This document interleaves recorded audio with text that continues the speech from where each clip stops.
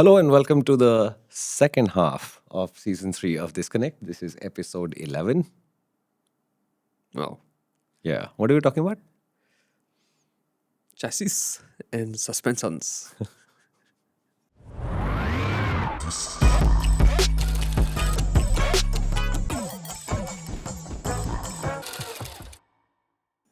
We're going to start there, is it? Let's go with what gets confusing, right? Chassis and suspensions.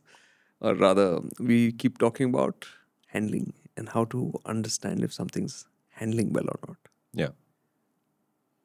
What is suspension? What is suspension? Sorry, I have to stop doing that. The little bits that help absorb imperfections on the road while keeping the Oh, you tires in meant shock officers. Acha. Because I was thinking of like you take a liquid and you put something and then it mix and then you shake it up and then it's in suspension. Okay. All right. No, not that much. Not that suspension. Okay. What do you need suspension for? Because what suspension is not really important. What it does is very important. What is suspension for? I think you would put it very simply in the last conversation also. That the job of the suspension is to make sure the tires remain in contact with the road. And that is the key job that the suspension has to do while traveling over all kinds of surfaces and all kinds of loads and everything else that it has to deal with. I think that is the bottom line, the role of the suspension. Yeah, so I want you to be clear about this. What this basically means is, let's say we have a dirt bike which is in the air and is jumping. While it is in the air, it has no suspension. Because whether it has suspension or not in midair, it makes absolutely no difference to your comfort or control on this motorcycle. It's not till it needs to land from the jump that the suspension begins to make an effect. And if you landed a dirt bike which did not have suspension, that would be the end of your career. Yeah, just imagine for that second that while you're up in the air, that it did not have suspension. And when you land without suspension, can you imagine the shock you would feel in that instance? More importantly, who's absorbing the shock? Right? Who is the shock absorber? It's you. There you go. Actually, a good way to bring in the shock absorber aspect of it. Yeah. Yeah. So then what the suspension is, by extension of that, is doing is absorbing the shocks for our comfort as well. That is the secondary role. And never ever get this confused. Most people think it is designed for comfort. No, the comfort happens to be a side effect. It is first designed for control. So I think the really interesting example in this today is as we're getting to some of those cars that we're seeing coming out of China, where they have the super advanced high-tech suspension, right? Which do you remember the first time this would be in the early 2000s, I think, when Bose had done that electromagnetic, it was electromagnetic, right? The suspension setup where the car would just adapt to the surface. Magnetorheological suspension. No, magnetorheological is the fluid with metallic particles in it, and then the fluid viscosity is adjusted magnetically. The Bose system was a purely electromagnetic system. Okay. So it had those futuristic looking units on it, I remember. And this is the Bose, right? Like the company that makes headphones and speakers and stuff. Right? They'd done this. And that car, I think they had a video back then where it was driving over speed breakers or something like that. And it would just glide over the things. Like the wheels are moving, but the body is not moving at all. Because the system used to just adjust how much give it had to give. To tackle any obstacle and stuff like that. But today the cars coming out of China now, they're bringing that out to production cars. And that was like sci-fi shit back then. Right now it's happening.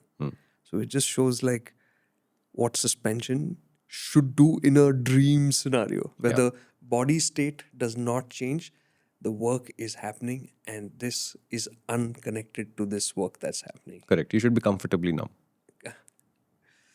In that, they've even gone the other way, actually, because you said numb, they've gone the other way also in some cases, right? Where they actively tilt the vehicle so that it can carry more forces. Then it's not numb. Then you're feeling more forces because you can just keep on loading up the tires. Anyways, we're getting sidetracked with this. But We are? Yeah. But we're still talking suspension. Yeah, I know. Okay, we'll come back to suspension. What is a chassis? Chassis. And what's the plural of the word chassis? Why, why do I get all these interesting questions? No, that is for you guys. You tell me what the plural of the word chassis is Hmm. without looking it up. And don't chat GPT this. Mhm. What is a chassis?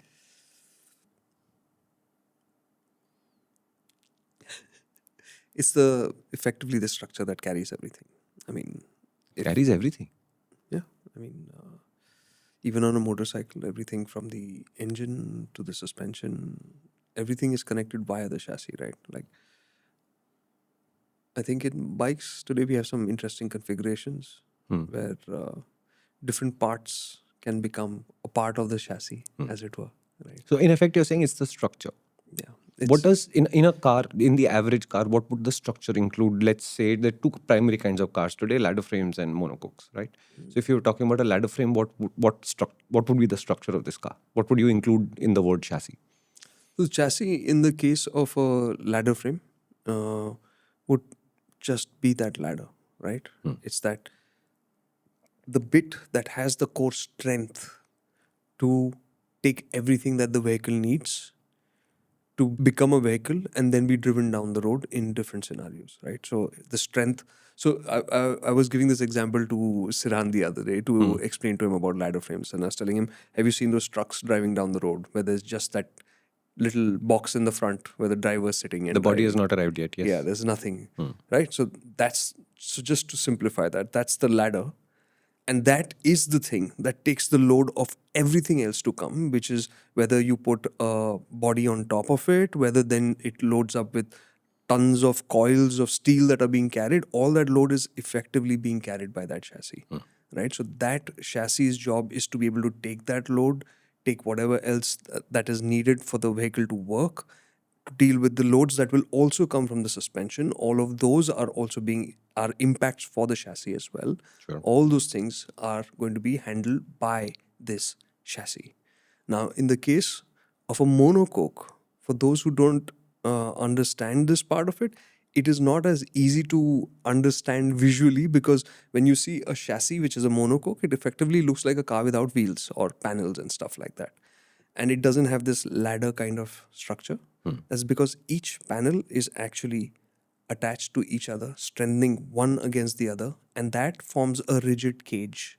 And that is a very effective, a very efficient solution for a certain type of vehicle, for most kinds of vehicles today in our use cases, because we have fairly decent roads. Ladder frame chassis are great for heavy duty and heavy abuse kind of scenarios. There is an advantage, and it was the norm earlier where it wasn't so easy to manufacture these monocoque chassis, where road conditions were bad and all of that. It was good for them, but today for most things monocoques are the solution.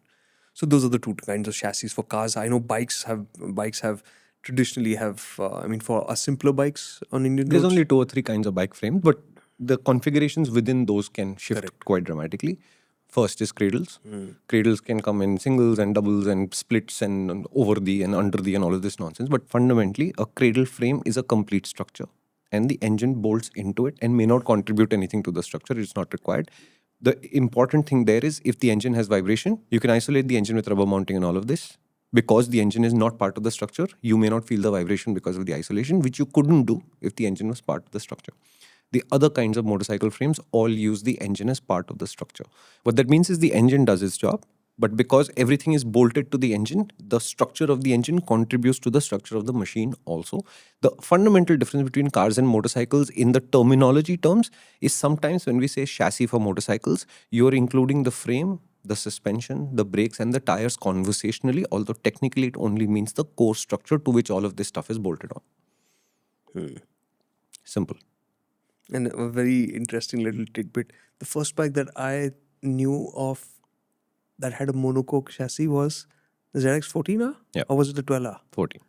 14 went monocoque, right? That was such a trippy idea. But today, like the Ducatis use the engine as The frame. the frame, yeah. Yeah. Where you have just the front T. I mean, you have a bracket, of course, for that, which mounts onto the engine, and the rear swing arm is mounted on. The subframe is hung off the engine. Yep. It's insane what's happening even with bikes. It's Yeah. really And, crazy. and an insurance claim, those bikes are very interesting to process. Oh, really? Because if you damage your frame on a Panigale, for example, you have damaged your engine too. Right. Okay. Do you remember the first time when you experienced a poor chassis and you pieced it together that it was the chassis? Do you remember something like that? The Fiero, Okay. the first Fiero, Okay. it had a very poor chassis. Oh, It had really? a fantastic engine. Yeah. So you wanted to go, Yeah. and the engine was like, yeah, let's. And then the chassis would be like, are you serious? Because the weight distribution was all with the weight to the back. So what you thought the steering should do, it wouldn't. It would be less of a reaction than you expected. Then you had to counter that by sitting up front and then putting more weight through the handlebar if you could, if you wanted it to steer the way you thought it should.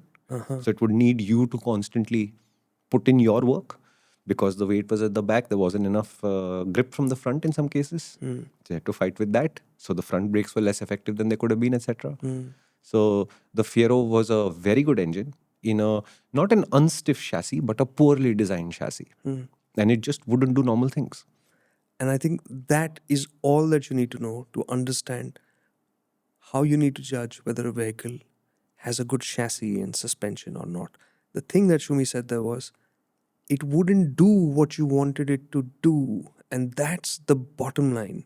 A vehicle with a good chassis suspension will allow you to drive as though it's doing what you're thinking. A really good vehicle will literally feel like it's reading your thoughts, and it happens. It sounds silly, Yeah. but we've been there, and you feel like the first time you experience something like that and you're just literally blown away, like how is this even happening? It's like you look at that little stretch on the road and you'll say that's the point, and the vehicle just goes and you're like, ooh, Yeah. this is insane. Yeah. And and that doesn't mean it has to be a super expensive vehicle. It doesn't mean it has to be super complicated. It can be a simple, honest little machine or a super complicated one. And they can do similar kinds of things. I mean, similar precision and the similar sense of naturalness that can happen, right? Yes. And again, this is a subjective filter, which means my telepathic frame may not be yours. It's a skill thing, it's a confidence thing, it's an expectation thing. Like, to give you a stark example, if you've only ever ridden sports bikes, and there are many of us in India who love sports bikes, the first time you ride a cruiser, you will think that this is just terrible. Right. It's not. It is a way to make a motorcycle which you happen to not appreciate right now. But if you've only ever ridden cruisers and you ride a sports bike for the first time, you'll be like, what the hell is this nonsense? And that's technically correct also, because a sports bike just doesn't do what you're expecting it to do. And that match in the middle of what I expect it to do and what it is doing is what would make suspension and chassis great for you. So as testers, we will often evaluate vehicles as, is this a good frame or not? And we are setting context boxes for that. A commuter's frame needs to do a certain job, which a ADV does not need to do. An ADV needs to do something else, which a sports bike cannot do. It would do something else. A dirt bike would do something else altogether, and so on and so forth. And over time, we've built the idea of what these boxes should ideally contain and how close did the manufacturer come to getting that thing done, right? So when you take an ADV as your expectation but ride a Suzuki Access 125, you will fail to appreciate how good a scooter it is, which doesn't make the Suzuki incompetent, which makes the box that you're trying to fit it into the wrong box. And one of the most powerful ways to understand what these boxes do is to drive more and more each type and across types. Yeah. Yeah. So I always say that my assessment skills get weaker and weaker when I come to more and more unfamiliar formats. So I would assume that a Dakar going racer has a great frame because, hey, they're racing it and it's winning and whatever. But do I have the capability to understand what makes it great? No, I'm taking that data with me saying it did that, and that's probably considered good behavior for a machine like this. My database has increased. My ability to assess may have improved. I don't have the capability to assess that bike right now. Right. Right, and a stark example of this is riding a sports bike when I went to the racetrack for the first time in 2007 or something. And today, when I've been to the racetrack more or less continuously for the last 17, 18 years, my sensitivity to what a good sports bike is far more fine-tuned today than it was back then. Because I've ridden everything from 155cc sports bike to something like, let's call it 1200, 1300cc sports bikes, my sense of how that progress happens in terms of what the frame can do, what the frame has to put up with, what electronics interfere with you and what electronics support you, etc., is far more developed today. I haven't done the same with dirt bikes till this point. So when the enduro comes, I put up my hand and say, Karthik, will you please ride it and tell me what it does? Very cool points again, because I think what Sumi's brought up for me in this conversation just now is removing the variables. I think that became a thought for me here, because he's talking about being on the racetrack, riding the same racetrack with different motorcycles over and over again, which means when you're going back to the same place and experiencing different vehicles, you can compare them very, very directly. Time may have passed between the last time you came and stuff like that, some variations, etc. But by and large, what a racetrack is allowing you to do is create as close as possible an apples to apples kind of comparison. It's the closest you'll come, I think. Yeah. Other than having the two bikes or cars together at the same time, driving them at the same And Ajay time. Devganing them, right? So you're riding both of them at the same time through the same corner simultaneously. So yeah, so that I think that aspect, that being in a familiar environment, Yeah. removing a lot of the distraction to be able to focus in on what the vehicle is doing, is key to breaking down chassis and suspension. And I think that is where we will go into the next part of this conversation, which people said, how do you separate between chassis and suspension? That was another question that kept coming up. How do you break down chassis versus suspension? And it's such a tightly integrated system that it can often be hard until you have a lot of experience to figure out chassis did that, suspension did that. And together they did well, or together they interrupted each other, or whatever it is. It can get really, really, really difficult. And remember, your chassis is still a visibly contained structure that you can find out. You can look up a chassis diagram on Google and you'll see it. Suspension is much harder to do because suspension mounting methods can change stuff. The suspension unit can change stuff. The tire sidewall has a contributing element to it. Your alloy wheels, spoked wheels, etc. also have a contributory element. The manufacturer is trying to create a combination of all of this that produces the benefit for that role. But while you can very, very tightly control what a suspension can do, especially if you're on a slightly expensive vehicle where budget itself is not a major constraint, how a sidewall flexes on a tire is a little bit more of a black art. It's a little bit more out there. And then you have to accept that you will check the tire pressures because you're on motoring circles and you know that this is the right thing to do. But that's not everybody out there. So then there has to be some latitude built in. It gets crazy.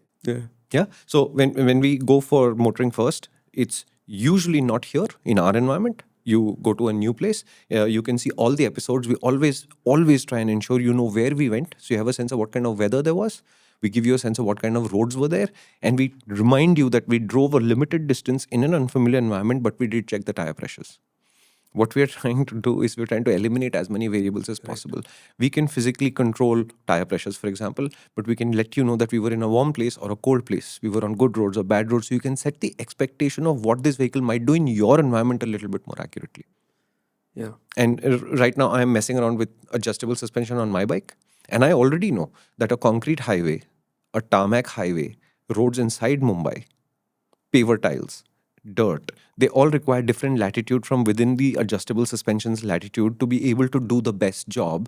And I have to choose whether I am going to be, I'm going to say, precise enough or anal enough to stop every single time and then change those settings. Right? If I'm transiting for 15 kilometers on the Goa highway, which is really bumpy concrete, but I have come from Bombay's concrete, which is also bumpy but slightly different, I have to choose. Because capability is there, but I have to unlock it, right? Which means I have to stop and fiddle with the suspension and then change the rebound at the back. Then I get a Goa suspension, like the Goa road suspension. I actually have a note on which it says Goa road suspension, right? But when I turn off this road and go back into Maharashtra's normal concrete, this suspension setting doesn't work. It's just the bike is moving too much and it's out of control. You have to make this choice. In cars, unfortunately, you don't have this much latitude most of the time because the suspension units are farther away inside the vehicle and messing with them is more expensive. Okay. I'm going to say something about the first time I understood how hardware and a very basic thing can make such a big difference to your riding experience. And I remember this was that point in time when we had already kind of shifted towards rectangular box section swing arms. Most vehicles, Many vehicles. the two-wheelers back then, I'm talking about like, this would be 2008, 9, 10 that time. Most of the two-wheelers that were coming with box action swing arms. And then we got a new vehicle which came with a tubular swing arm. And I thought, okay, now this is just to say that your job to understand how a chassis and a suspension work independent of each other is not going to be that easy. No. It is going to take a lot of work because we had the opportunity to experience these transitions and make mistakes and learn from that, which is why we can identify some of these things, right? So I remember riding this bike and we were just shooting it, and I was just not, it was like a slow speed thing, and I was just fooling around, like in the sense that I often do this of just riding around in circles or doing figure eights to just kind of get a rhythm with the vehicle. And it was slightly gravelly. And my colleague then, Rishad Kufa, he told me like, dude, just be careful. And I was like, well, what's up? He's like, no, just, it's got a tubular swing arm, right? I was like, okay. And I was just literally turning the bike around. Like I was taking a U-turn, tightening up the line, and it was a little bit of gravel. Next thing I knew, I was down. I couldn't make sense of it at all. It was that flex. It was that flex from the swing arm that just felt so unnatural to my head then, because I had just been used to riding bikes with much stiffer frames, right? That stiffness is now something, because of that experience, you will watch out for. Yep. If you start feeling things like that. There have been other instances, there have been other bikes where, like the Mojo, for instance, Mojo always felt like it had a flex somewhere towards the middle of the frame where the rear swing arm mounts. And you could feel it in the corner. How would you feel it in the corner? Because you would give one steering input, wait, settle down. Usually you'd give a steering input and that's it. You'd be done, right? You'd give the next one when you're done with the corner. In the Mojo's case, you would give 2, maybe 3 more inputs to make your way through the corner. And sometimes hold pressure on the handlebar constantly to keep it on that line, because otherwise it wouldn't. Which goes back to the first point, it wasn't doing what I wanted it to do. Correct. Now the question is, why is it not doing that? Yeah. The other side I also want to underline again is because it's very easy to fall into the equipment trap, which we do all the time because that's how you're designed to, And it had Rosso 3s. Yeah. Or Rosso 2s, what did it have? which is compensation.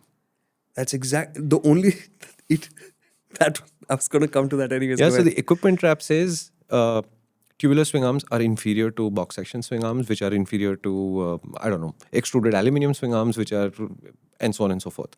This is not automatically true for all vehicles. It depends on what the engineer achieved with that particular design. It's more critical than what they put in there, right? A manufacturer will tell you that a 125cc commuter doesn't actually need a box section swing arm at all. A tubular one is strong enough. But if the market perceives it to be so down market, then they may not have a choice about putting a rectangular swing arm. But if you think about it, thought experiment, this doesn't actually happen. But let's say that the production guys told them, the maximum money we are willing to spend on the swing arm assembly in toto is, let's say, 1,250 rupees.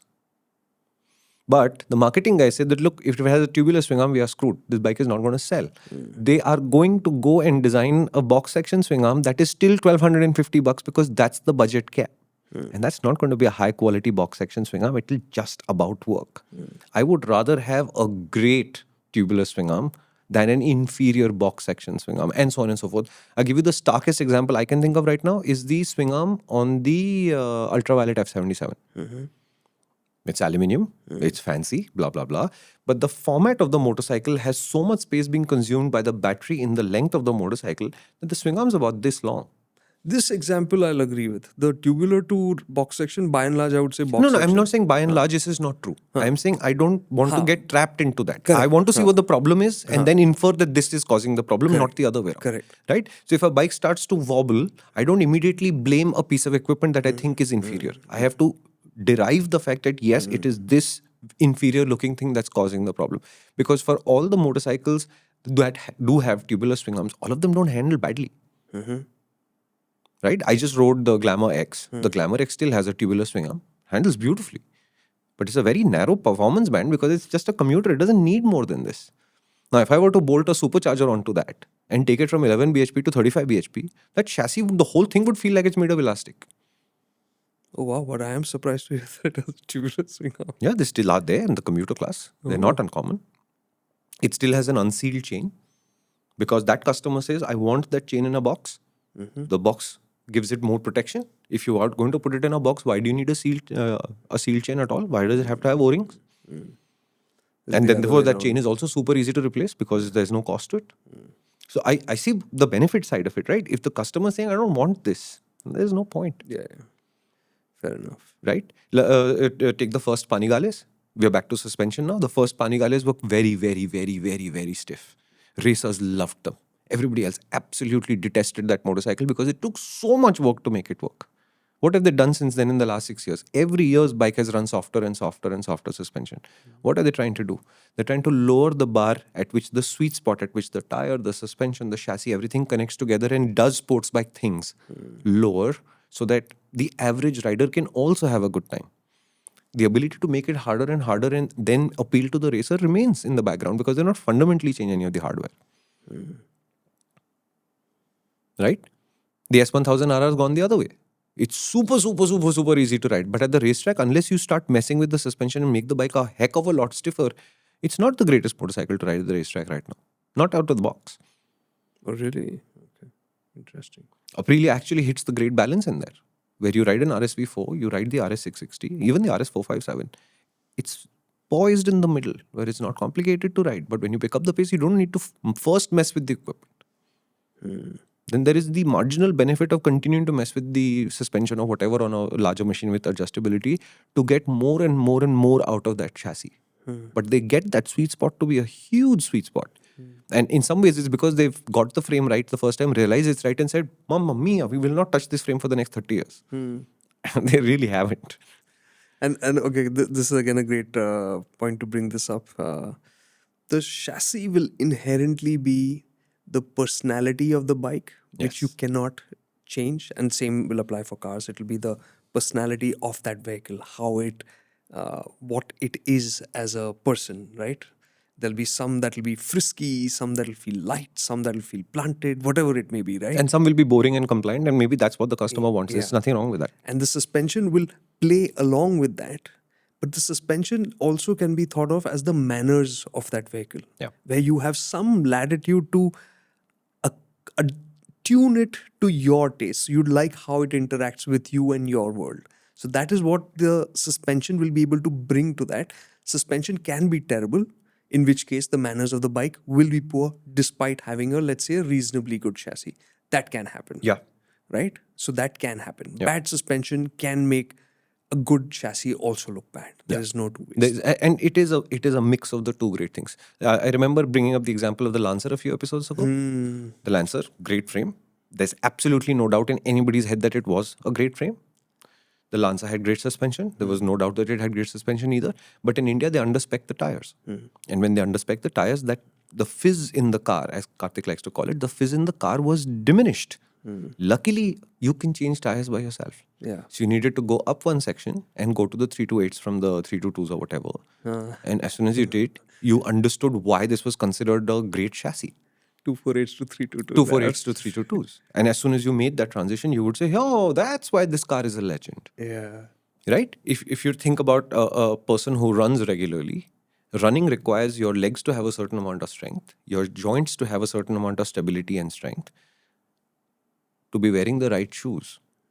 And if one of these things is out of whack, you can run, but you won't be a great runner. Right? But can you tell me that all the greatest runners in the world have the same knee strength and the same leg strength and the same shoes? They do not. Right? I was watching a documentary on the mechanical aspects of human anatomy. And they were talking about how sprinters generally have symmetrical knees. But long distance runners, I'm now forgetting the actual detail of it, but have asymmetric knees in many cases. But they have great strength or symmetry somewhere else. I can't remember now. They have symmetrical nostrils.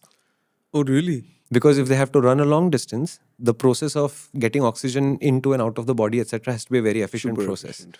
So if you have symmetrical nostrils, you generally turn out to be a great long distance runner. But their knees can be quite asymmetric because it's not a high load application. Whereas a sprinter generally will have symmetric knees because it's a high load intense activity Short burst. where the load on the knee is a lot. It's also true for vehicles in more or less the same way. right? A high performance car must be able to handle well. And what does handle well mean? Predictably go around a corner at an elevated rate of speed. If this requires you to compromise your comfort, that's what the manufacturer is going to do. It's today that electronic suspension and semi-active, etc., give you latitude, and they're growing the sweet spot. But if you wind back 20 years, was there not Porsches and Lamborghinis and Ferraris that really cornered well? Yes, they were. Were they really comfortable to drive on a bad road? They could not be. It's the choice they made.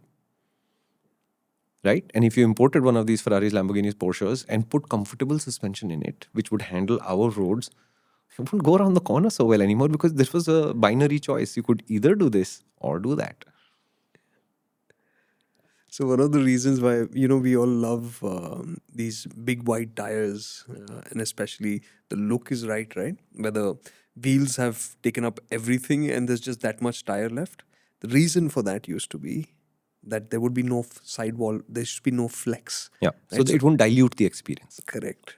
So that it would remain feeling as sharp as the experience was supposed to be, even when you're cornering hard and stuff like that. Correct. But today with technology, there's so many changes that you have Yeah.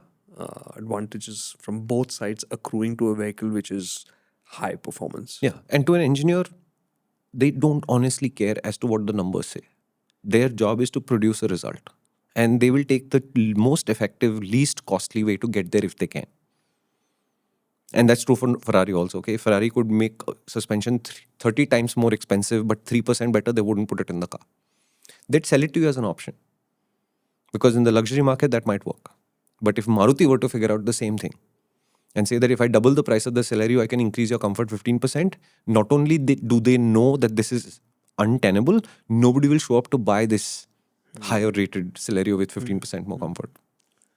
I don't know why the Celerio keeps coming. I love that car, I think. And I'm going to bring up the Figo now because that car always, and I'm talking about the first gen Figo, and I always think of it as such a beautiful example of how something doesn't need to be big, expensive, complicated, to be just simply beautiful to drive. Anybody I know, and that car I cite as an example, that people, when they drive a good car, they know it. They know it from inside. Yeah, you know inside. You know it. How many people will come and tell you, I have driven the first gen Figo? Are there people who've driven 10,000 different cars or something like that? No. But once they've driven the Figo, they know what a good car feels like to drive. Because they'll say, it does exactly what I wanted. They'll say that, when I went around a corner, there was no, you'll get gestures like that. Yeah. So because what they found was a car that behaved as per what they would have wanted it to do. Correct. Right? So it did what they wanted and it felt natural. Therefore, it felt enjoyable. And that's the basic joy of a car with a good chassis and suspension. A bike with a good chassis and suspension. Because it will do, and this is not about cornering also. This is about you going through your life with 5-10% less hassle. And in this regard, I will bring up the R15. I love that bike for the complexity that they've engineered into it so that your life is simpler. Yeah. I love that about it. Yeah.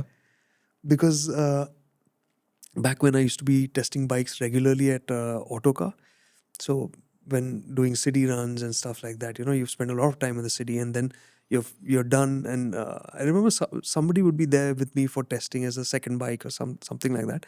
And several times somebody'd step on the back and I'd then ride around. And suddenly you'd feel the difference, right? How the front would get light on smaller bikes. It would just change your entire sense of confidence. Happens on and bigger bikes also. Confidence and experience of being on the motorcycle. But the R15. It held its own longest. My God, how it continued to feel clean. You never, then it wouldn't then go and top through potholes, speed breakers. Yeah. It would manage itself so beautifully. It would remain neutral for longer, even in different states. And that is because of that linked monoshock at the rear, which is like what Shumi also said at one point, that there are different solutions that people will use. But by default, are they good? Have we ridden other bikes with linked monoshocks? Yes, we have. Has every one of them been as good? No. Uh-huh. So it's who executes an idea well enough and tune in that is when we talk about chassis for uh, motorcycles, we're talking about steering head angles in degrees and differences in half a degree, Yep. which makes a difference. Trail in mm. These are all minor Yeah. things that are And happening. the reason why this can sound almost arcane but is important is because always remember that you as the rider, your body weight will be a substantial part of the moving package. Whereas in a car, the cars get very heavy. So 1%, 2%, 3%, 4% in the car affects the basic setup much less as a percentage. Okay. But if you're designing a 9-seater, you have to make sure that it accounts for 9 people being in there and working in that environment. And the greatest example of this will be the pickup trucks. Right? If a pickup truck is designed to seat 4, which is the Hilux and the V-Cross, and the load bay is supposed to carry 1500 kilos, which is neither of these two vehicles, it must be able to stay predictable with 1500. But at the prices these vehicles come at, you can design it for 1500 plus 4, or you have to write it down as 750 plus 4 because that's what the suspension will do max. And as soon as that becomes a consideration, it works best fully loaded. And there are so many examples of this. The original Gypsy. Was it a bad chassis? No, it was a great chassis. Was it not great off road? Man, it was phenomenal off road. Was it a comfortable car though? No, your dentist was your best friend because all the fillings would keep falling out. Unless, and I know people who did this, who they would buy cement bags and stuff and load the car up. Oh my God. That actually makes sense. They'd say, You no, just, you cannot run an empty load bay on a Gypsy. You will feel it everywhere in that car that the car is empty. it used to rattle you. Yeah. God. Yeah. Yeah. But it was, I mean, it was a high driving that, but it used to rattle you. Yeah. So I know people who permanently had cement bags in the car under the side seats. They were loaded with cement bags, and the idea was I never really have like a full complement of weight, so that helps. Just keeps it settled. It keeps it settled, right? And these bags would be removed if they were planning to have passengers in the back and have passengers in the front. Now you don't need the bags anymore. But on a motorcycle, this will change with one person. I give you an example. There was a colleague of mine called Lijo. Lijo was 6'1", 6'2", lanky. We were heading to Pune to pick up a Ducati test bike, and we were getting there on my Multistrada 1200, which had electronic semi-active suspension. Day 2 of ownership, Lijo sat on the back, and I can't remember where the preload button is. I couldn't, but we had to go because we had to get there. Started riding. The previous day, the Ducati felt like an extension of myself. And the closest relatable example I can give you is it felt like a slightly larger machine than a Duke 390, but a Duke 390 with 160 bhp. It was that natural and the connection was there, which is what I really loved about that bike. Lijo sits down and the thing stops steering. It won't go into any corner at all. It just wants to go on straight. Right? The Diavel, a stock Diavel handles better than the Multistrada on that day. And I couldn't understand it. And I kept trying to figure out where was the preload button, where is the preload button. I know the problem is the preload. Till Lonavla, which is, I'm going to say halfway through, so let's call it 80, 90 kilometers later, we finally stopped for chai. And I had a chance to look it up saying, press this button and then the preload menu will appear. And we set the preload from rider only. So the bike was like this, back to rider plus pillion. So the bike came back to its attitude. And now the steering angle, that half degree that he was talking about, was in the right half degree sphere. The trail became normal. The chassis attitude stabilized to what it would have been if Lijo hadn't been sitting on the thing and I had set the preload to rider only. From there till Lonavala, it was just no effort at all. I completely forgot that there was a 6'2" tall individual sitting behind me. This reminds me of this time. If you're done. And this is happening to all your Impulse and Expulse owners who take pillions on and don't adjust your preload, right? Normally, you'll see like an Expulse Pro, like let's call it the Pro because that gives you the most dramatic difference, right? And the tail light is at your eye level if you're in a car. You get a pillion to sit on it. And suddenly that tail light is like 3 inches above the rear wheel. What happened? You didn't adjust the preload. You're not letting the chassis work. Sorry, you were saying. No, it just reminded me of this one time and it completely blew my mind. Aditya Patel, right? He's a Indian racer, fantastic person, most importantly. And we were doing this event at Chennai at MMRT. And it was a bunch of Audi cars. And he was an Audi driver. He was doing the Le Mans circuit with them and all. GT3. He's racing international for one of the teams, Audi back teams. So he was going to do hot laps in 3 of the cars, and it was incredible how he went systematically and tuned the cars so that he could drive them harder. You know what he did? And it was genius. It was pure genius. So there were 2 of them. I think it was the uh, Ace. One of them was the R7. I remember that. One was the A6. Anyways, point is, one was the fully hot one was the mild in between one, and one was the TT. And what he said was, Audis have a tendency to understeer, right? Which is a thing that's known because they have the engines up front, the engines are heavy, powers. Typically, I mean, it has a little bit of a front wheel drive, a front bias in terms of weight, so it tends to understeer in corners. So you know what he did? He went and set up each car's tire pressures. He went, dialed the pressures down in the front and bumped up the pressures at the rear.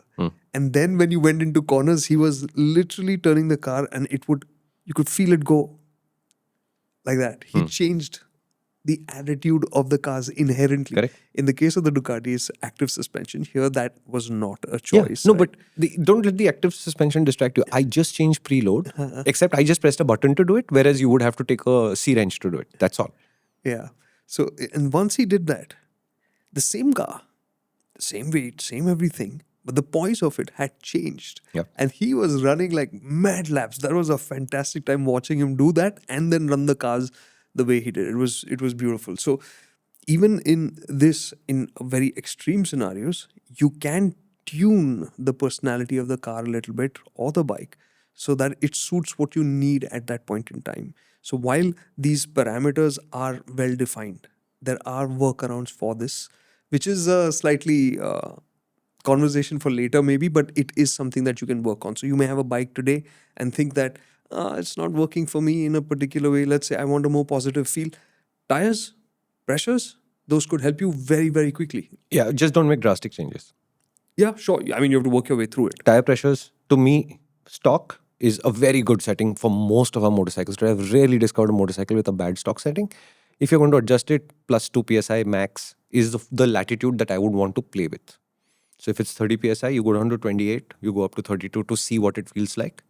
And if that seems to be progressing in a good direction, then I'd add 1 psi more. And I want the setting to stay for a week, not momentarily, because there is placebo effect, right? I made a change, must be good, is a process that we have. So you have to stay with it. Now, I'll also give you another example. Come to MotorInc Circles, go to my profile. You'll see a long post on preload, which explains how preload works. Since you're watching this episode, I'm assuming you're interested. At the end, I give you the method to work preload out without doing any of the mathematics. And I say the same thing. If you're 70 kilos, you're probably in the right zone anyway. If you're below that, lower your preload and ride for a week. You can choose to go to all the way to the bottom, like the minimum possible preload, or you can go down one step at a time, whatever is easier for you. Go to the bottom straight, very dramatic change. You'll feel it immediately. If you do it one step at a time, it'll take you a while to work it out. Then go the other way also, no matter what your weight is. Experience the entire 7 or 10 settings that preload comes with today. And your database will tell you what feels right and what does not feel right. And again, technically, there is a number to it and there is a thing to it. And if you're 45 kilos, then you should be there is a technical thing to it, which is absolutely true. And the longer the suspension is, like on a dirt bike, the manual will usually tell you where the right setting is for this preload thing too. But to me, since we are all new, we are working this out, better to experience the entire range.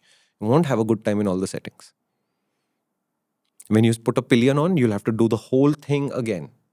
But I said 70 kilos. When you add a pillion, you're probably 95 kilos. So I'd go up on the preload to try and compensate for it. But you will find that there is a difference that happens in how you feel about the machine. And if you're very heavy or very light, riding a stock machine today and you've never looked at your preload, I'm telling you, you may not be able to relate to what we've said here because you're just running the wrong preload. You bought a bike that is supposed to operate like this. But if you're really heavy, you've been operating a bike that actually works like this. And that's not the same bike. If you're very light, you're operating a bike that's like this, and that's not the same bike either. This is just preload, and preload is available on practically most of our motorcycles and practically most of our scooters too. And all the manufacturers laugh at this because they say, yeah, but nobody uses it. It's true.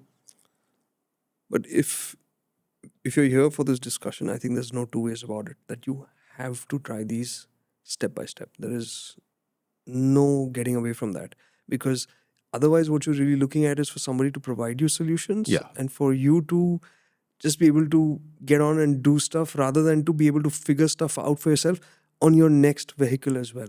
Yeah. These are the steps that will help you build that understanding, which is why we had no choice and we were happy to do it, which is why it is for us, for anybody in this field who's doing this work, these are those experiences that have helped us build this understanding. It's some of them are accidental, like for me 100%. Like I remember that chassis one was one like that.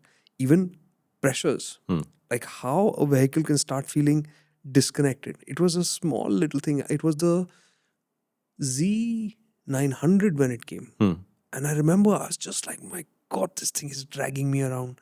I didn't like it at all. And I was like, it had just come to me the evening before. And then I went out for a ride next morning. And the first sense was like, what is wrong with this? And I hadn't checked the pressures. And then I realized that it was fine the day, but it had a flat. It was losing pressure. So the entire sense of vagueness about how bike can feel immediately. Now, anytime you're on a vehicle where you start feeling that disconnect, in the first 30 seconds, you'll know it. Yeah. In the first 30 seconds, you'll try and talk yourself out of it. Nah, it's okay. But if you felt it, chances are something is off. Yeah. And you can check it and quickly figure out whether it needs to be fixed or not. Yeah. On a lot of electric vehicles today, when I start testing it within the first 3 kilometers, I can feel like the tires bouncing because they've overinflated. And it may not be malicious. It can be, but it's not often malicious. It's just a bad pressure gauge. But now I can tell the difference between the tire starting to bounce and the suspension setting being off. And the tire starting to bounce happens very common because this manufacturer will have calibrated tire pressure equipment back in the R&D lab. But they have to transport it to the event venue. And for that, they have to run lower tire pressures than stock because the trucks go over bad roads and this whole thing is bouncing while under load. So it has to give the capacity to absorb. So they all run slightly low tire pressures in transport. So remember that brand new tire, seating the bead is high pressure. Setting it up during the QC process at the factory, stock pressure. But transport, low pressure. So now when it comes to the event, they have to do a PDI, right? Which is to basically check it's not been damaged in the transit, all the body panels are chakachak clean, whatever needs to be replaced, mirrors may have to be mounted. In the process, they will now inflate tires again. Interesting. I didn't know this. When they're inflating these tires, what gauges are they using? Are they using the calibrated gauges they have at the factory? No, they're using the dial gauge on the cheap thing that they bought on Amazon for the event. If they're lucky, it's an accurate gauge. Will it be accurate on the 35th bike? It's not high quality enough gauge to guarantee that. Yeah. Right? I've had tire pressure issues repeatedly on repeated launches until I worked out that they deflate in the truck and reinflate in the night before the event. But the gauges, the accurate gauges don't come from the factory. To the point where one manufacturer asked the R&D team that was reporting to them that their tire pressures were off, saying, confirm that the journalist's pressure gauge was calibrated or not. Until you tell us that calibration, we refuse to believe this. That pushback has also happened, which is kind of stupid. But to me, it's that critical. If you're not maintaining your tire pressures, you're not experiencing the chassis in the first place. That's true. And in the experiment phase, remember, you are in the experiment phase. If you're going to say, I want to do +2 PSI and see what it feels like. Okay, remember, it's an experiment. An experiment can have multiple good outcomes and multiple bad outcomes, which means your driving style has to change to accommodate it. Right? If I were to take one of my motorcycles and overinflate by 4 PSI to see what it does, I have to wade into these waters gently because these are not friendly waters by default. Yeah. I have to work out what they are good at and what they are bad at and take the goods out of it and take the cons out of it and say, do I want to do this? If I go -4 PSI also, I have to do the same thing again for myself. It's not friendly water. This is a new territory on the same road, in the same variables, in the same situation, it's a new variable.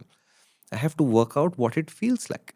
Everybody says in the rain, if you deflate the tire, the bike will feel awesome. Sure, but that's where the potholes under the water are. How many rims have you broken now? What's the potential to break a rim in that situation? Can the suspension help you with that? I remember meeting Sebastian Sakira, who was the project lead for the first Duke 390. And we were talking about something. And he's like, what's the greatest load your chassis will ever experience? I said, why? He said, that's what we designed for, right? You're going to design a chassis to accommodate and deal with the largest load we can imagine for a bike in this role, which for a dirt bike could be enormous because it has to land a jump from 30, 40 feet, which for a street bike is not a lot. So I was thinking suspension, load, corner, Pothole braking. at And he 100. said pothole. He said straight away, he says the largest load a street bike will ever carry is a pothole. We designed suspension, tires, rims, profile, sidewall height, etc.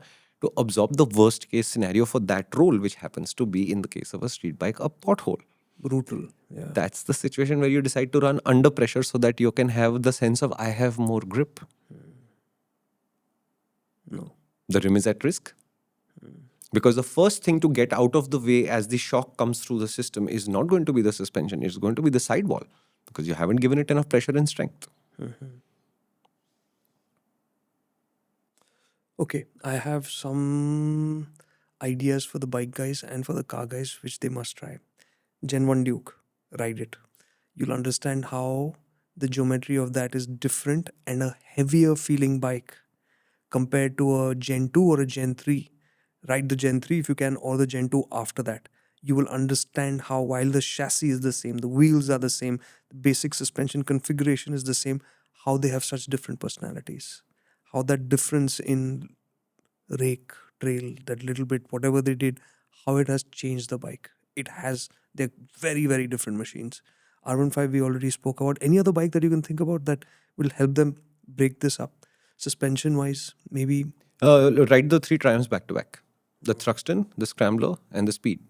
They're effectively the same frame. They effectively run the same engine. They more or less have the same tires, but they run three different suspension setups. They run three different chassis setups, and you should be able to to put in your head saying the Thruxton has 24.1 degrees of rake or whatever, and the Speed has this, and the Scrambler has that, and the wheelbase is shifted like this, and start making connections as to what does what. What I always want you to remember is, in a car, the basic numbers of the chassis don't shift much when you sit down and when you start driving because it's a very large, very heavy system. Yeah. On a motorcycle, everything shifts.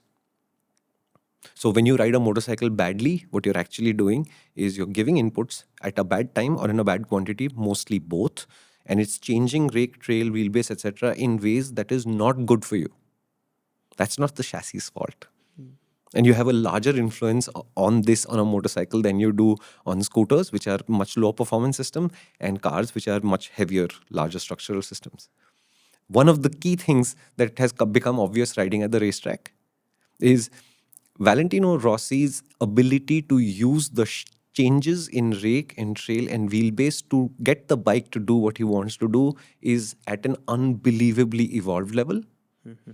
And the person who just fell off the bike on Instagram that you were watching, their ability to use the changes in wheelbase, rake, and trail are at another very abysmal level. And we are in a spectrum in the middle somewhere. The more we understand that I did this and then the rake will change like this, then the behavior will change like that, the more I can get ahead of that process, the more I can exploit this chassis, whether it's good, bad, or ugly. A good chassis can be easy to predict, and therefore it is easier to exploit it. But that doesn't mean a bad chassis cannot be exploited, and that does not mean it's not fun to ride. But one of the things, to bring it back to the original Fiero that I was talking about, one of the greatest things about the Fiero was it was so bad that it needed you to work for it. But if you knew how to work for it, it was actually a very, very enjoyable motorcycle to ride. Yeah.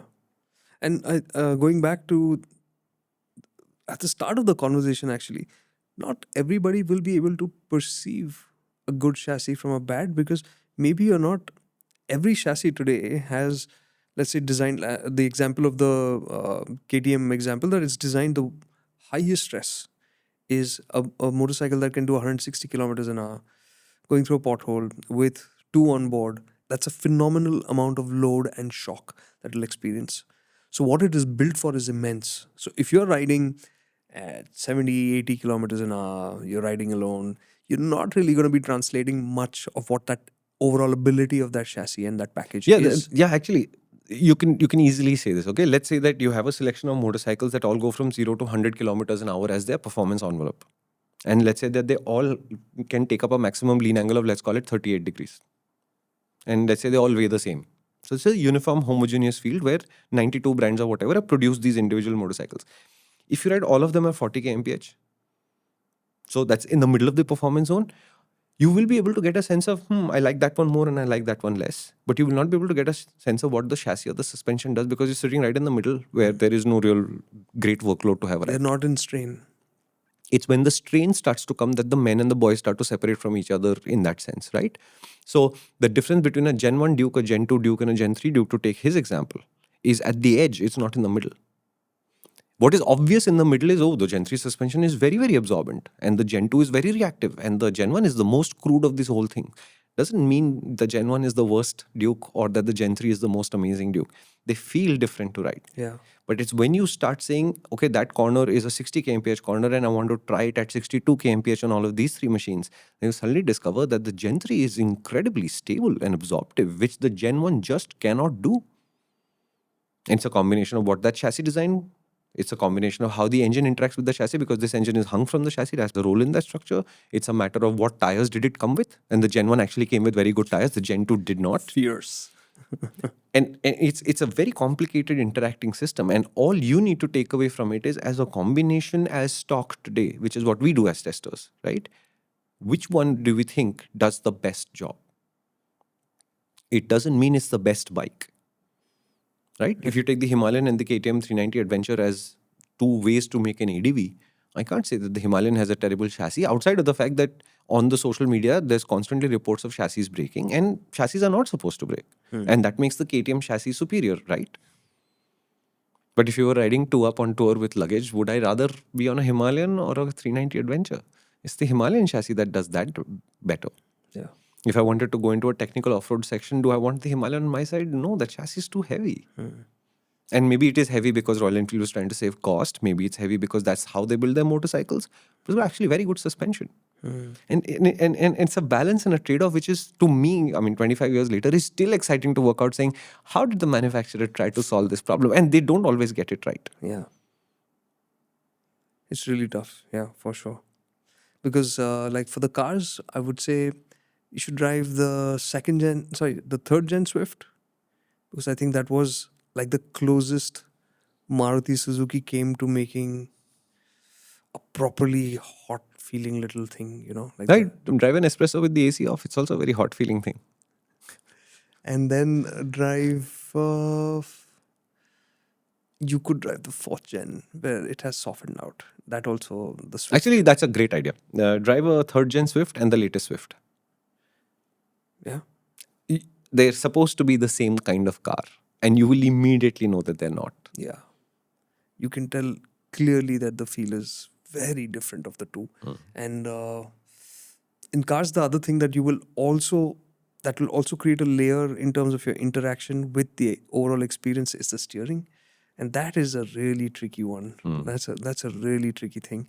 Especially I would say sadly, most mass market cars don't end up having great steerings. It's just, it gets the job done.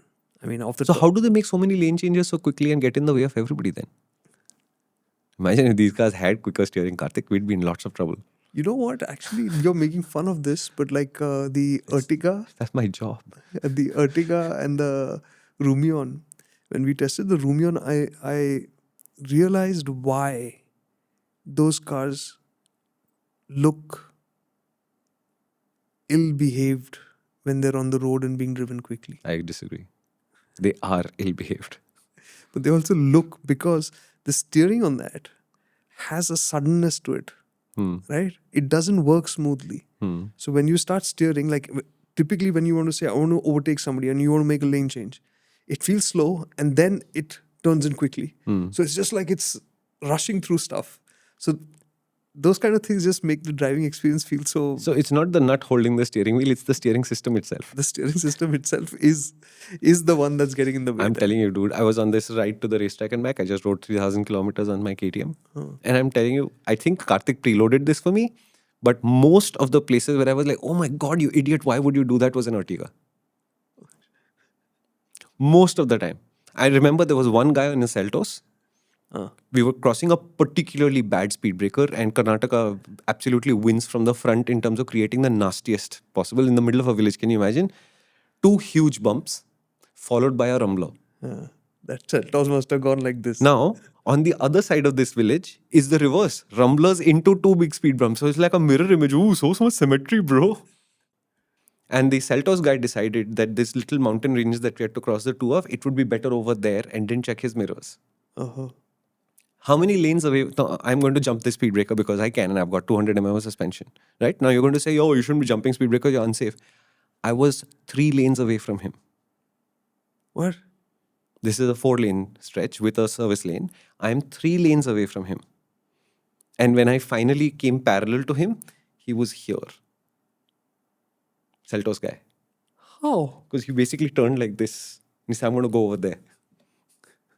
My God. Yeah. Which none of the Ertigas did, to give them credit where it's due. But the Ertigas were just like, oh my God. Yeah, you blame the steering on that one for sure. Yeah.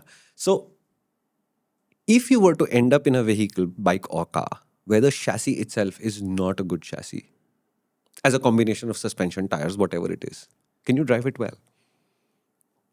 Why will I land up in it? Because you're not on motoring circles and you don't have the input from Karthikeya and Shumi directly and the help of motoring fam to guide you to a better decision. So one way or another, If someone were to. if you were to end up in a vehicle where chassis suspension tire combination is not the greatest, can you drive well? Or ride if it was a motorcycle? Well, in the case of cars, I would say all you can do is drive slowly to smoothen it out as much as possible. That's about it. I don't think there's much you can do once that's baked into what the vehicle is.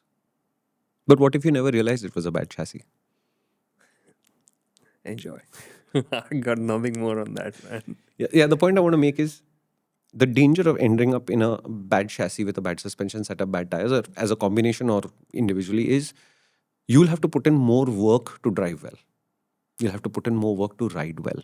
And that is strain that accumulates.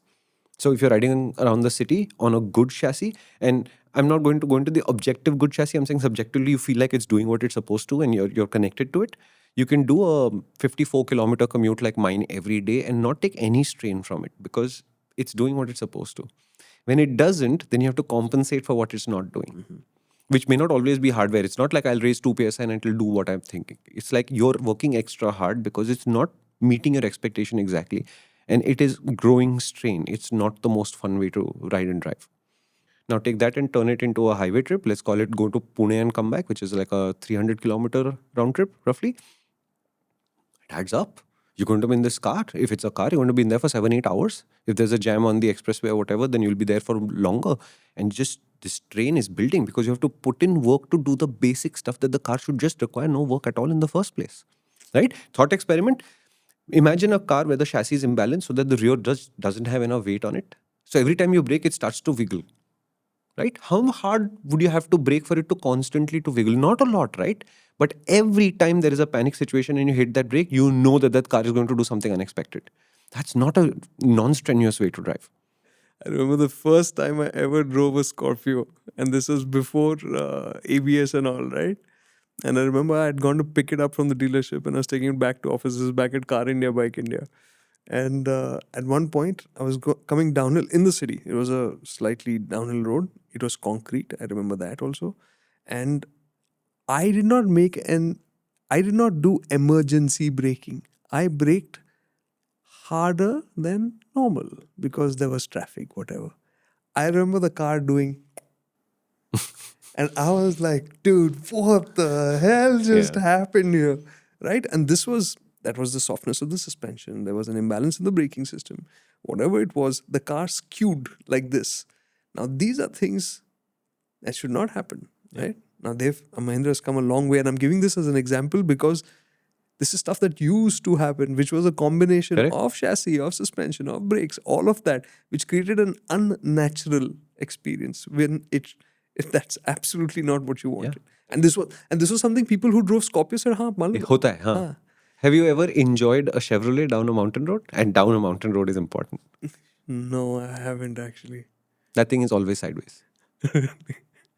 I mean, it's not like opposite lock in, I'm like Arivatanan. No. It is always threatening to be sideways.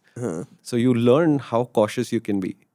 And you have to be cautious because it always feels like if you're going into a right-hand turn, it always feels like the left is coming around a little bit. You know, the opposite example is this is the Xylo. Oh, dude. Terrible vehicle to drive, right? In everybody's head, right? So much body roll, so uncomfortable, etc., etc. But making a Xylo come around takes a lot of work because the tires do grip and it does hold on in the most weirdest of ways, in the most uncomfortable of ways. The Xylo held on. Xylo, because you brought this up, I was coming to the Xylo only. The first drive, Shapur and I were there, and we were driving the one car in which both of us, when we were taking turns, he was driving, I was driving, then we'd sit in the second, third row. As soon as he got in the third, he was like, stop, I'm going to throw up, I'm going to throw up, I'm going to throw up. And I thought he was joking, but he was like dead serious. And that was again poor suspension. Anyways, yeah. We've also had this for bikes that were reasonably okay, but then they created the economy version and went to some really terrible tires, and the chassis just wouldn't work. What does that mean? It wouldn't turn as actively as the last one used to, and it wouldn't brake as well as the last one used to. And the suspension would have to do a lot more work because the sidewall was just made of rock. But you'd ride the variant, the old variant, where all of these terrible tires hadn't arrived. Bike would feel a heck of a lot better. Do you remember any examples specifically like this? There was those kinetic 100cc bikes, for example, where I think the Challenger or the one went down to something called an MTL Milo grip.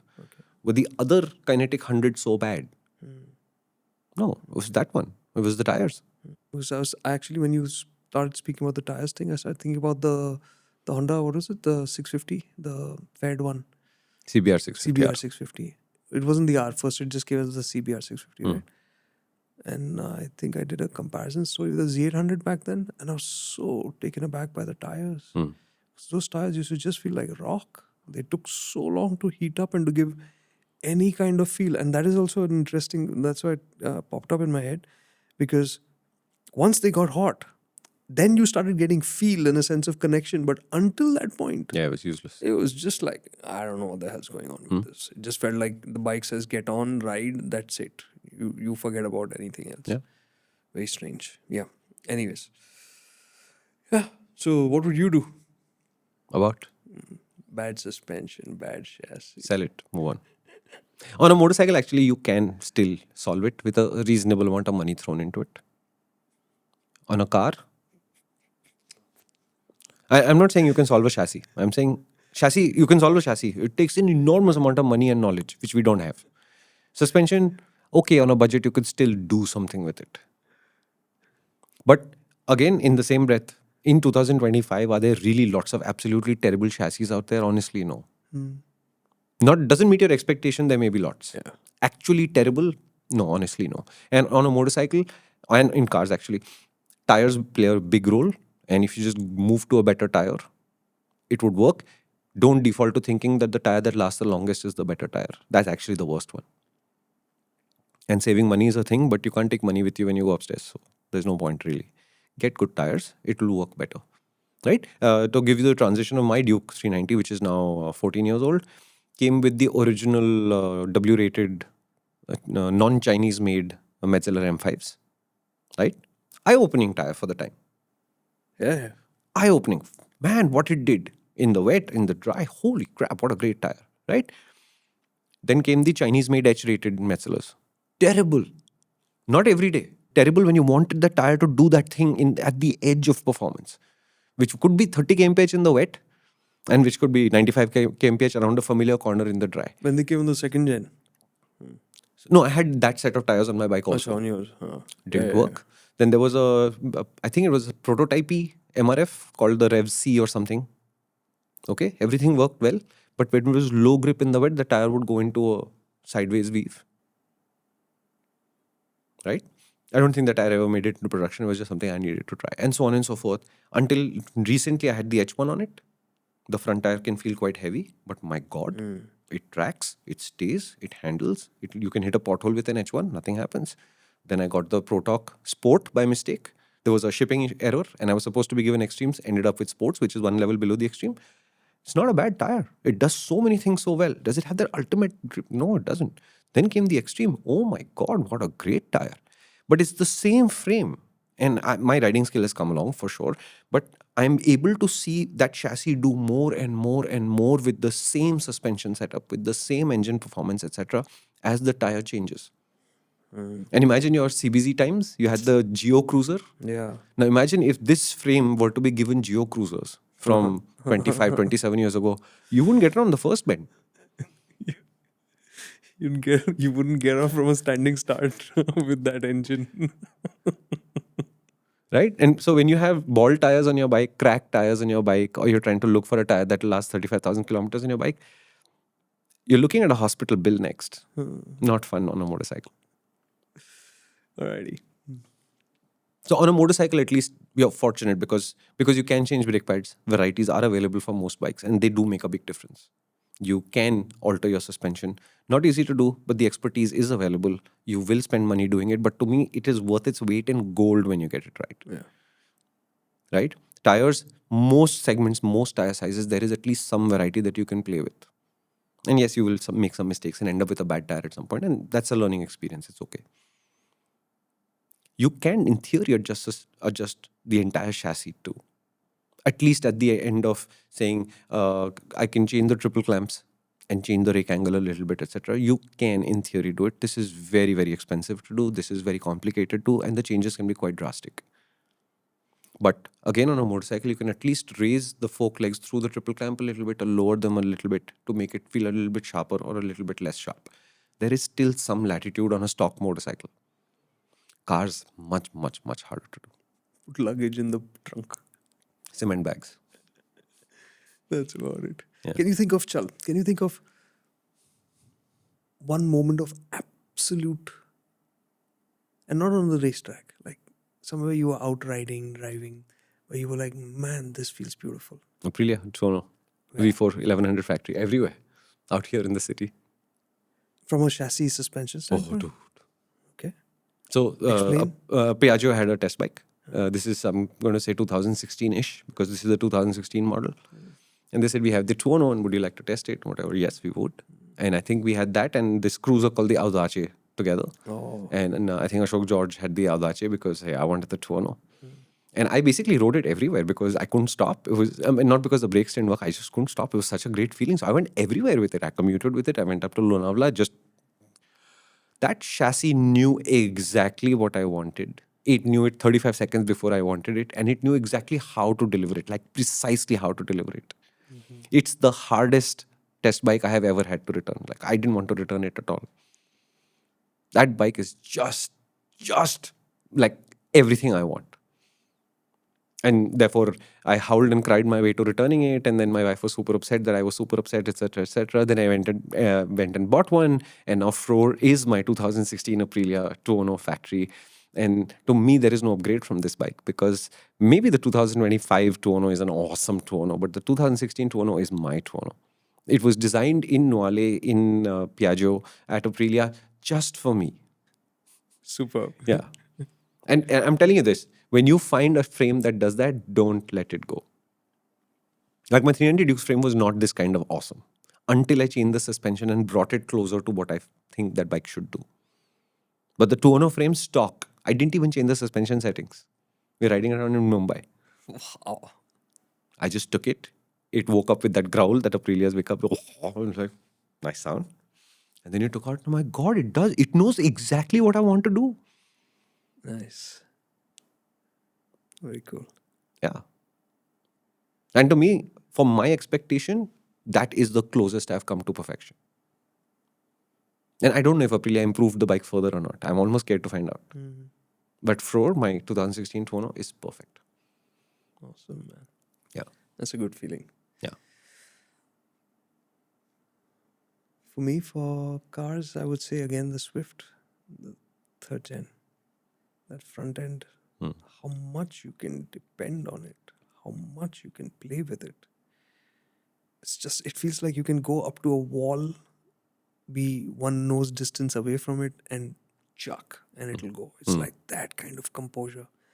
Plus, on the brakes, you can turn the car, like it tends to rotate just a little bit. So it just feels so playful in that, my God. But if from an absolute pure standpoint, the car that I keep coming back to is the Boxster. As much as I love the Cayman for the purity and the precision of the Cayman, it's the Boxster that always comes back to me with the tactility, the little things that how it manages to communicate that are just so stunning. Like coming out of a corner, and this is what I remember of the Boxer versus the Cayman. Doing this corner right-hander fast. When you're in the Cayman, you're coming out of the corner, you accelerate, and it just goes. It's done.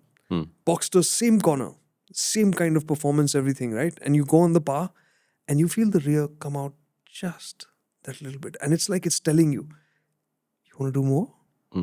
Go accelerate a bit more, if you know, and that's the conversation. Yeah. And how it comes through from the chassis, from the tires, through the steering, through the seats. Oh, that's beautiful.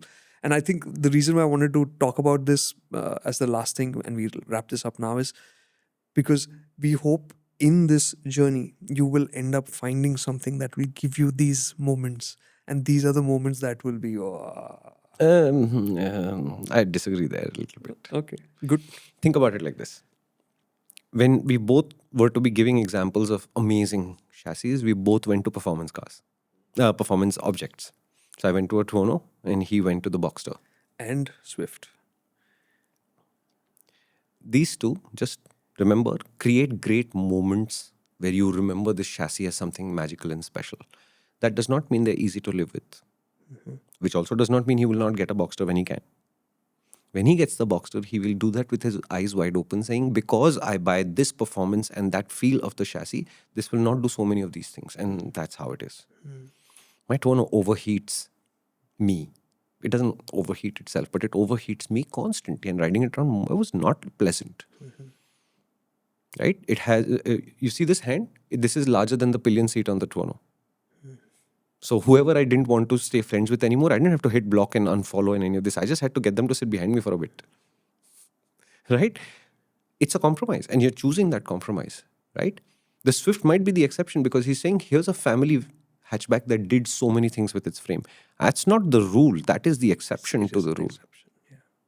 And in every case where you say, I really like it, I want to get it home, you are choosing a balance. I would not say compromise because I think you're smarter than that. But you are choosing a balance that you want to experience. The Himalayan to Adventure is a good example again because the Himalayan chooses comfort. The KTM chooses performance. This one also has comfort, that one also has performance, but it's not in the same balance and you will pick your balance. And what is the greatest chassis and greatest suspension you will experience is the one that is in the same balance as you expect it to be. How will you find that balance? It's the theme of MotorInc. If you want to move better, first you have to move. Go and experience stuff. Life is happening on motoring circles, but it's the reports of life happening in motoring circles that make us excited.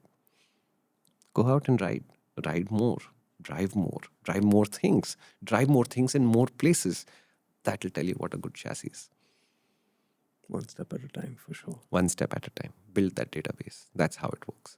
All right, man. Let's go. What are we talking about next time, Karthik? I don't know. 3, 2, 1.